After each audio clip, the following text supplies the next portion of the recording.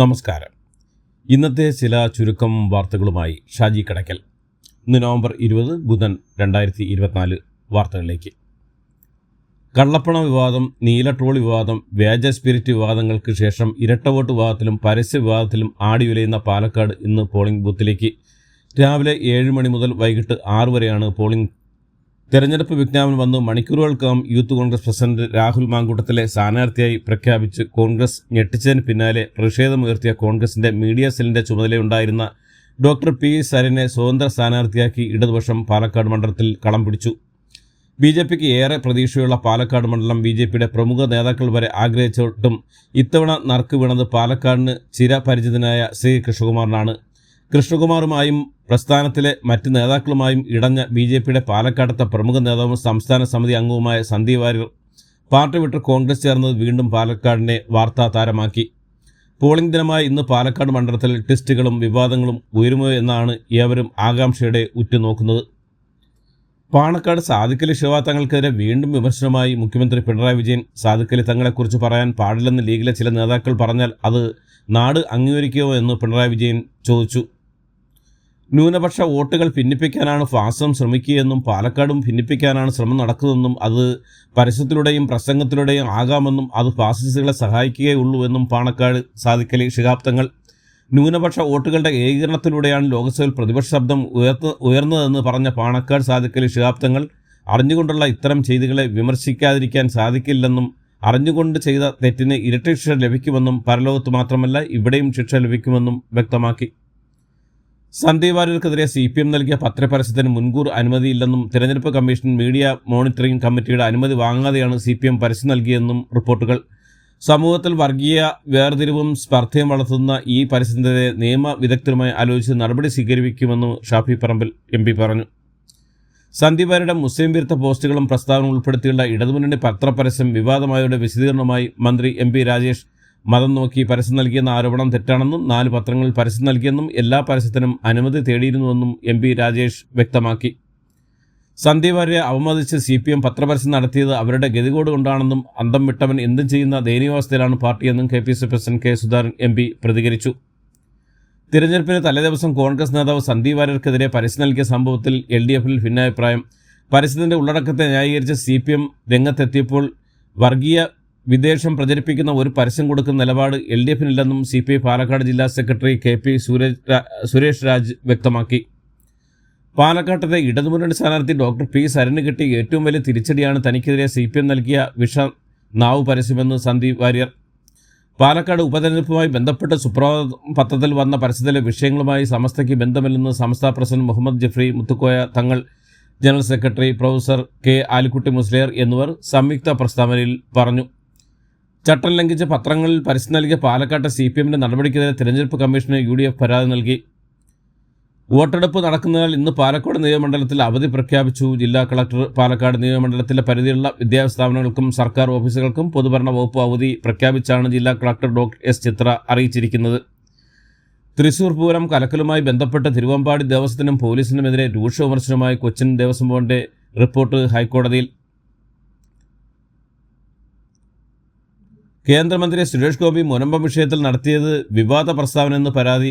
Suresh ഗോപിക്കെതിരെയും BJP നേതാവ് V ഗോപാലകൃഷ്ണനെതിരെയും AIYF സംസ്ഥാന president N Arun സംസ്ഥാന പോലീസ് മേധാവിക്കാണ് പരാതി നൽകിയിരിക്കുന്നത്.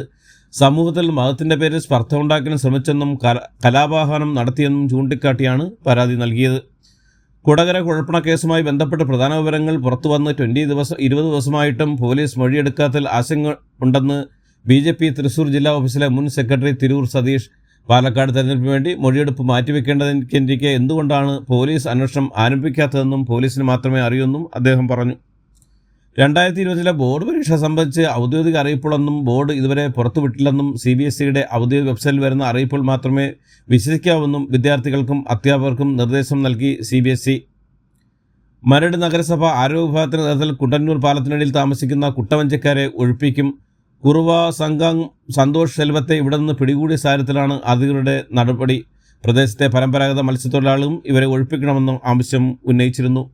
ഈ വർഷം കേന്ദ്ര ഫിഷറി മന്ത്രാലയത്തിന്റെ പുരസ്കാരങ്ങൾ പ്രഖ്യാപിച്ചു. രാജ്യത്തെ ഏറ്റവും മികച്ച മറൈൻ സംസ്ഥാനമായ കേരളവും ഏറ്റവും മികച്ച മറൈൻ ജില്ലയ്ക്കുള്ള പുരസ്കാരം കൊല്ലം ജില്ലയും കരസ്ഥമാക്കി. തീരദേശത്തെ ചേർത്ത് പിടിച്ചതിന് ലഭിച്ച അംഗീകാരമാണെന്ന് മന്ത്രി സജി ചെറിയാൻ പ്രതികരിച്ചു.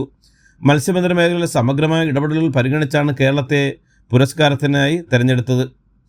തിരുവനന്തപുരം മെഡിക്കൽ കോളേജ് ആശുപത്രിയിൽ ഇനി മുതൽ OP ടിക്കറ്റിന് പണം ഈടാക്കും. നേരത്തെ സൗജന്യമായിരുന്ന OP ടിക്കറ്റിലാണ് നിരക്ക് ഏർപ്പെടുത്താൻ തീരുമാനിച്ചിരിക്കുന്നത്. OP ടിക്കറ്റിന് 10 രൂപ ഈടാക്കാനാണ് ആശുപത്രി വികസന സമിതിയുടെ തീരുമാനം. BPL വിഭാഗത്തെ നിരക്കിൽ നിന്ന് ഒഴിവാക്കിയിട്ടുമുണ്ട്.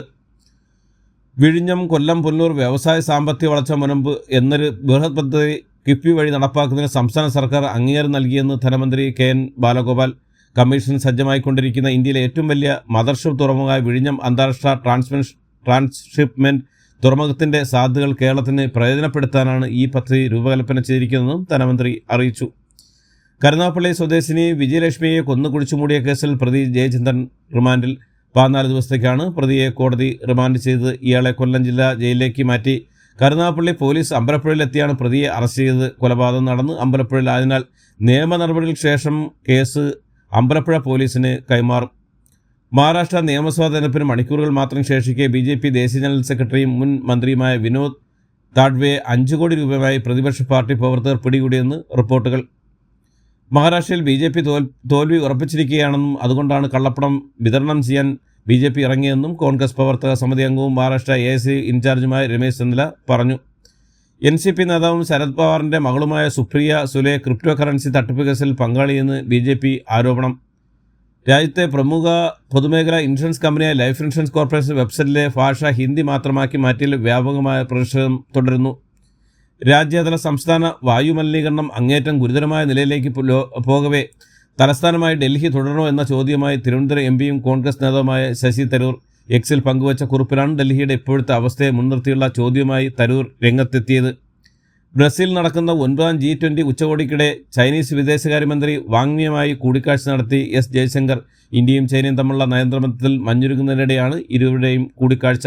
കിഴക്കൻ ലഡാക്കിലെ സംഘർഷ കേന്ദ്രങ്ങളിൽ നിന്ന് ഇരു രാജ്യങ്ങളെയും സൈന്യത്തെ പിൻവലിച്ചതിനു ശേഷമുള്ള ആദ്യത്തെ കൂടിക്കാഴ്ച കൂടിയാണിത്. ഇന്ത്യ ചൈന ബന്ധം മെച്ചപ്പെടുത്തുന്നതിന് നിർണായക നിർദ്ദേശങ്ങളുമായി ചൈനയ്ക്കും ഇന്ത്യയ്ക്കും ഇടയിൽ നേരിട്ടുള്ള വിമാന സർവീസുകൾ പുനരാരംഭിക്കണമെന്ന് ചൈനീസ് വിദേശകാര്യമന്ത്രി ആവശ്യപ്പെട്ടു. വിസ സൗകര്യങ്ങൾ മെച്ചപ്പെടുത്തണമെന്നാണ് ചൈനയുടെ മറ്റൊരു നിർദ്ദേശം. ഇന്ത്യൻ വിദേശകാര്യമന്ത്രി S ജയശങ്കറുമായ കൂടിക്കാഴ്ചയിലാണ് ചൈനീസ് വിദേശകാര്യമന്ത്രി വാങ് യി ഈ ആവശ്യങ്ങൾ ഉന്നയിച്ചത്. ഇന്ത്യ സന്ദർശിക്കാൻ ഒരുങ്ങിയ റഷ്യൻ പ്രസിഡന്റ് വ്ളാഡിമിർ പുടിൻ ഈ വർഷം സന്ദർശനം നടത്താനുള്ള തയ്യാറെടുപ്പിലാണ് റഷ്യൻ പ്രസിഡന്റ് വക്താവ് അറിയിച്ചു. ഇന്ത്യ-റഷ്യ വാർഷിക ഉച്ചകോടിയിൽ പങ്കെടുക്കാനാവും പുടിൻ ഇന്ത്യയിൽ എത്തുക.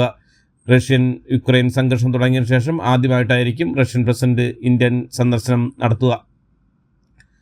യുക്രൈൻ യുദ്ധം സംഘർഷപരമായി തുടരുന്നതിനിടെ ആണവ നയങ്ങളിലെ പരിഷ്കാരത്തിന് അംഗീകാരം നൽകി പ്രസിഡന്റ് വ്ളാഡിമിർ പുടിൻ. ഇസ്രായേലിലെ ടെൽ അവീവിൽ ഒരു പടുകൂറ്റൻ മാളിന് സമയത്ത് ഹിസ്ബുല്ല റോക്കാക്രമണം നടത്തിയായി റിപ്പോർട്ടുകൾ.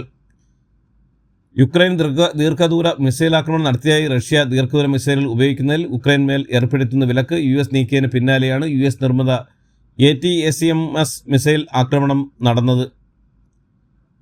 ഇലോൺ മാസ്കിന്റെ SpaceX അവതരിപ്പിച്ച സ്റ്റാർഷിപ്പ് റോക്കറ്റിന്റെ 6ാം വിക്ഷേപണം വിജയകരമായി പൂർത്തിയാക്കി. ഇതോടെ ലോകത്തിലെ തന്നെ ശക്തവും വലിപ്പമേറിയ റോക്കറ്റ് സംവിധാനമാണ് സ്റ്റാർഷിപ്പ്. ബഹിരാകാശ രംഗത്ത് പുതിയ നേട്ടങ്ങൾ കുറിച്ചിരിക്കുകയാണ്. SpaceX സ്ഥാപകൻ മാസ്കിനൊപ്പം നിയുക്ത US പ്രസിഡന്റ് ഡൊണാൾഡ് ട്രംപും വിക്ഷേപണത്തിന് സാക്ഷിയായി ഉണ്ടായിരുന്നു. കേരളത്തിലെ ഫുട്ബോൾ പ്രേമികളുടെ ആവേശം വാനോളം ഉയർത്തി ലോക ചാമ്പ്യന്മാരായ അർജന്റീന ഫുട്ബോൾ ടീം അടുത്ത വർഷം കേരളത്തിലെത്തുമെന്ന് റിപ്പോർട്ടുകൾ. അർജന്റീൻ ഫുട്ബോൾ അസോസിയേഷന്റെ അനുമതി ലഭിച്ചതാണ് സൂചന. കായിക വകുപ്പ് മന്ത്രി V അബ്ദുൾ റഹ്മാൻ ഇന്ന് ഔദ്യോഗിക പ്രഖ്യാപനം നടത്തിയേക്കും. മെസ്സി എത്തുന്നതിലും AFI അന്തിമ തീരുമാനമെടുക്കും. കേരളത്തിൽ 2 മത്സരങ്ങൾ ഉണ്ടാവാനാണ് സാധ്യത. അർജന്റീന ദേശീയ ടീമും ഏഷ്യയിലെ പ്രമുഖ ടീമുമായും മത്സരത്തിന് സാധ്യത ഉണ്ട്. ഡൊണാൾഡ് ട്രംപിന്റെ ചരിത്ര വിജയശേഷം മൂക്കുകുത്തിയ ഇന്ത്യൻ വിപണിക്ക് ഉണർവ് പകർന്ന് 4 കമ്പനികളുടെ പ്രാരംഭ ഓഹരി വിൽപ്പന ഈ വാരം നടക്കും. ഇതോടുകൂടി ഇന്നത്തെ വാർത്തകൾ അവസാനിക്കുന്നു. എല്ലാവർക്കും നന്ദി, നമസ്കാരം.